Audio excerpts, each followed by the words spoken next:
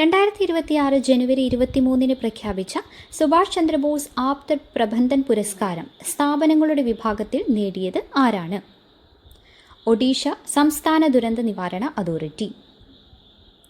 2026 ജനുവരിയിൽ നടന്ന 38ാമത് കേരള ശാസ്ത്ര കോൺഗ്രസിന്റെ പ്രധാന ഔദ്യോഗിക പ്രമേയം എന്തായിരുന്നു?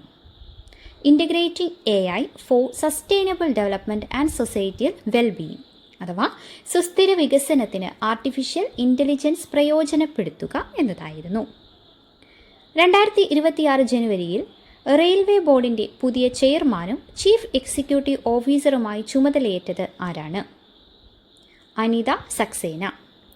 ജയവർമ്മ സിൻഹയ്ക്ക് ശേഷം ഈ പദവിയിലെത്തുന്ന രണ്ടാമത്തെ വനിതയാണ് ഇവർ.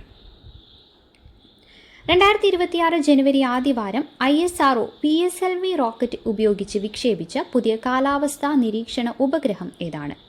INSAT 3D SR.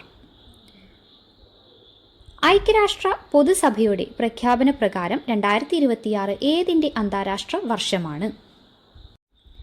അന്താരാഷ്ട്ര പുൽമേടുകളുടെയും ഇടയന്മാരുടെയും വർഷം, international year of range lands and പാസ്റ്റോറലിറ്റ്സ്.